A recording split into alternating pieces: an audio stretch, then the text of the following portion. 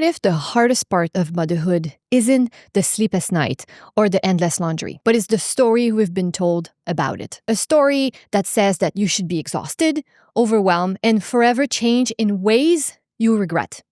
But today, I want to help you rip up that script and write one that is actually yours. It's the one you consciously choose, or the one you inherited without realizing. By the end of this conversation, you will have a new tool to design the life you want. The default script I used to think I was living by my own story. But then I looked closely and realized that so many of my beliefs about being a mom didn't actually come from me. They came from movies, they came from my family, from casual comments that people make without even thinking. Things like, you'll never sleep again, say goodbye to your freedom, or good moms always put themselves last. For a while, I played along. I tried to fit in that version of motherhood, the one that says that struggle is the norm, exhaustion is a badge of honor, and joy is something you get like little scraps between the chaos here and there. But deep down, I knew something was wrong with that picture. Then I started asking myself, what if motherhood could feel different? What if it wasn't about surviving a script that someone else put and wrote for me, but creating one where difficulty is part of the story, but not the definition of it? A close friend of mine, Sarah, once told me about her morning after she wakes up. Before everybody else, she rushed to make breakfast, pack the lunchbox, tidy the kitchen, and all of that is done before her baby, the youngest one, has even opened their eyes. When I ask why she didn't just even take 10 minutes just to sit and eat her breakfast, she will laugh and say, real mom don't sit, especially not at the table because there's so much to do. But here's the thing. No one had told her that directly. I've been to her house. She didn't have a sticker, a real mom never sit, on her fridge. It was a belief that she has absorbed somewhere along the way, maybe from watching her own mother, maybe from all those Instagram posts of mom baking muffin from scratch at 6 a.m. with a smile. Maybe it was from all the people that the way they praise mom for how much they do, but never for how much they pause. Where does this skip come from? That's the tricky part about this. They're often invisible. They're not always loud or obvious.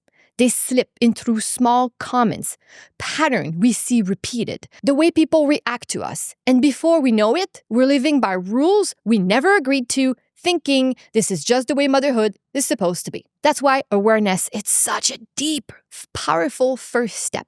You can't rewrite a script you don't even know you're following.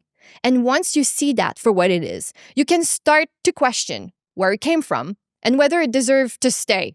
Do you even like this? If we didn't sit down and choose these beliefs, where do they come from? They usually sneak from three main places: our family, culture, and social media, the media we consume. So let's start with family tradition and modeling. Think about how your own mother, grandmother, aunts, the way they lived their motherhood. Even if they never sat you down and gave you a rule book, you were watching and learning. Maybe you saw your mom that never sit down during a family gathering. And without realizing, you learned that rest was selfish. Or maybe you grew up hearing story about how moms just have to tough it up when they're sick. I know I've been there, right? Everybody has fever. You have fever, it doesn't matter. You need to keep going. And you're not allowed to complain about it. And those lessons sticks, even if you don't really match who you are now and what you believe.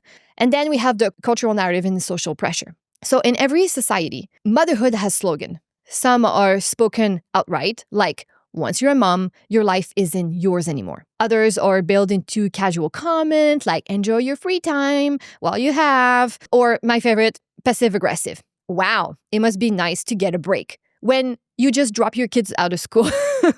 These comments might be small, but they reinforce the idea that struggle is expected and joy is occasional. And self-care, well, that's a luxury. Then you have the third one, the media, the storytelling of motherhood. It's not today the same as it was for other mothers and our grandmothers. Most mom now has to go to work and in some capacity. And whether it's full-time, part-time, they run a business, The cost of living means that many families simply can just afford one parent to stay home. And that alone changed the daily reality of the mental load we have to carry. But comparing, oh, my mom did it this way, it's always been like that, is not something that apply anymore. But there's a catch. While the world has changed, the image of what a good mom looks like isn't caught up yet. Social media, obviously, have a beef with that. Give us a constant highlight, a reel of spotless home, coordinated outfit. I don't have coordinated outfit, right? And my kids need to. And kids eating perfectly balanced meal, perfectly shaped, perfectly colored, all organized. And the lens is so curated that it makes you feel that you're never doing anything great and never enough, no matter how much you're actually doing. And then we see in movies and TVs and shows, the extreme is always depicted. Either is the flawless supermom who handles everything without even breaking a sweat, or the other one, the chaotic mom, dirty hair, dark circle, not shower for days, and it's kind of laughed at. But real motherhood is often nuanced. There's contradiction, there's complexity, and it rarely make that in the screen. It's so much more than just the extremes. And often motherhood is kind of laughed at. It's like a funny thing to talk about, especially in movies, right? We're getting a kick of laughing of the tiredness and the distress that some mothers sometimes face. But the thing is, we need to remember one thing, is that our brains are wired to create pattern for what we see and what we hear often. So the more we're exposed to these messages with all these different areas, right, in different ways, the more they become the truth in our mind, even if they're not actually true for us. That's neuroplasticity in action.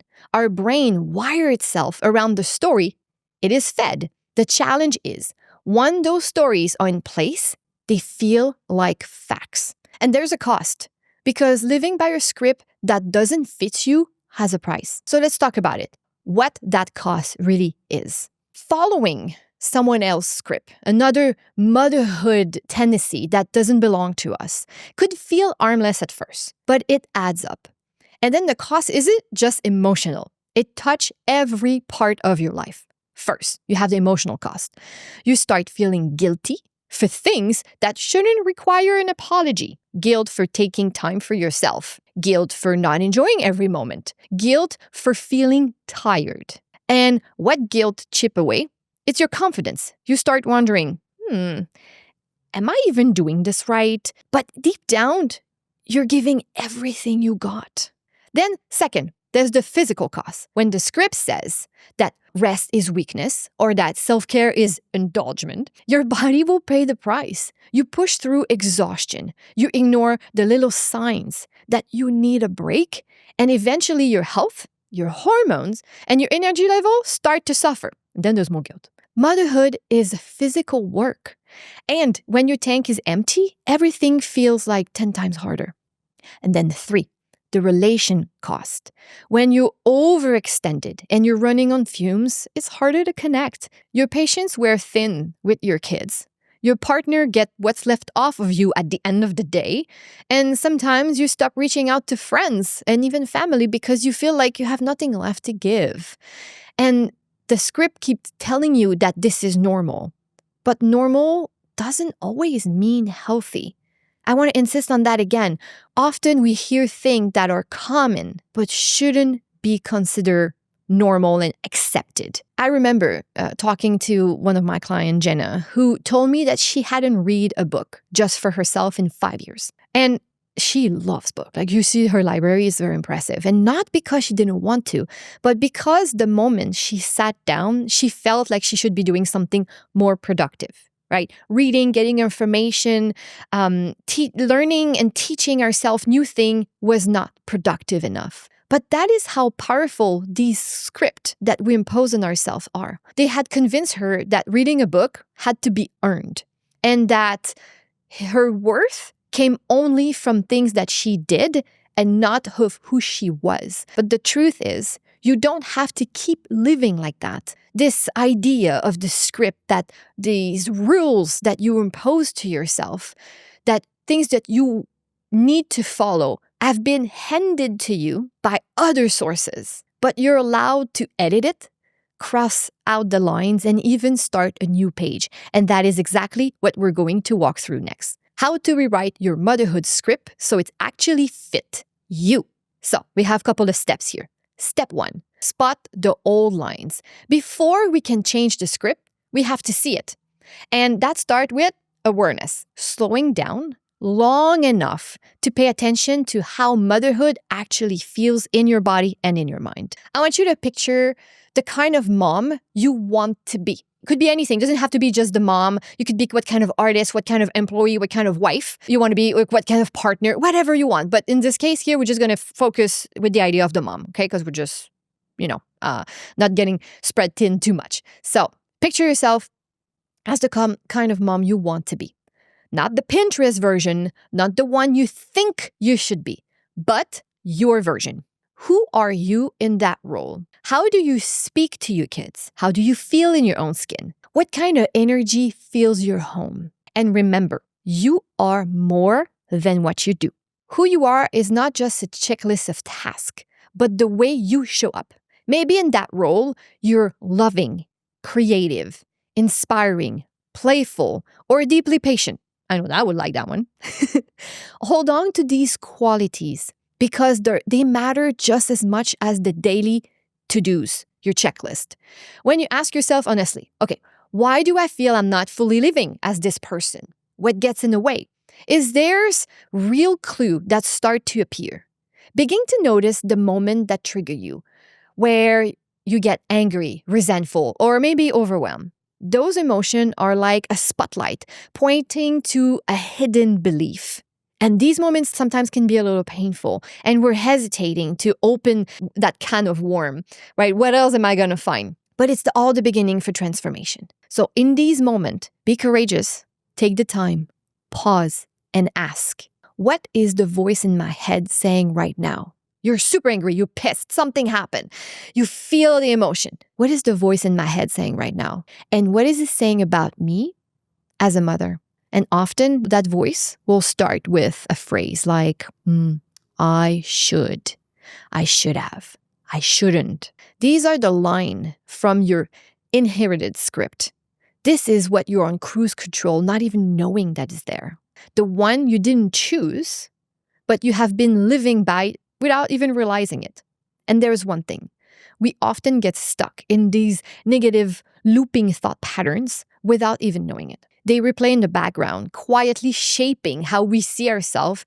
And over time, they can wear us down and destroy your self-esteem. You might think you're just being realistic about yourself, but in reality, you're reinforcing a story that makes you feel small. Not good. Step 2, decide what stays and what needs to go. Once you've been noticing the belief and voices that show up in your head, it's time to sift through them. Some part of your script might be worth keeping. The lines that feel light, supportive, align with the mom you truly want to be. Maybe you learn resilience from your own mother. Maybe you value creating small moment of connection every day. Those can stay. They're enjoyable. They are great. They bring the light. Let's go. It's awesome. But the lines that feel heavy, outdated, and rooted in fear, they must go. You're allowed to let them without guilt. You're allowed to put a bold line and cross on this script and get rid of it, especially if it starts with, it's been in my family for a generation. And it's not about rejecting everything that came before you. It's about keeping what fuels you and setting down what drains you. It's just balance, it's just finding your own equilibrium. And the motherhood story you live by should make you feel like you can breathe. Motherhood is a part of our life. And when you become a mother, it doesn't go away. It just evolves. We are allowed to breathe. We should breathe. And it's a beautiful, transformative experience that change and evolve all the time. But it's a nice, wonderful, magical, creative place to be. You're allowed to craft it differently than what you think you're experiencing now. And step 3, write your new script and live it out loud. And this is the fun part. Replacing the old lines with one you actually believe in. And this is where you decide who you or as a mom, as a whole and complete human. And you put it into words you can live by. Maybe an old line was, good mom put themselves last. Your new one might be, I'm allowed. I take care of myself so I can show up fully for my kids. An old line could be, if it's hard, I must be doing it wrong. God, right? The new line would be, hard moment don't mean failure. They mean growth is happening. We're all learning things. And then live those lines in small, tangible ways. Schedule your time. Schedule moment for you in your calendar like you would do for any other appointment. Plan and write down the 5 minutes in your day that are just for you. And it's not a treat, it's a non-negotiable. The important part is to take these new lines and anchor them into your daily life. Take 10 quiet minutes and do 2 things. Write down the kind of mom you want to be. Focus on who you are and not just what you do. Notice one line from your current script that doesn't fit and rewrite it into something that feels like you. Your script is a living thing. It can change as you grow and as your family grow.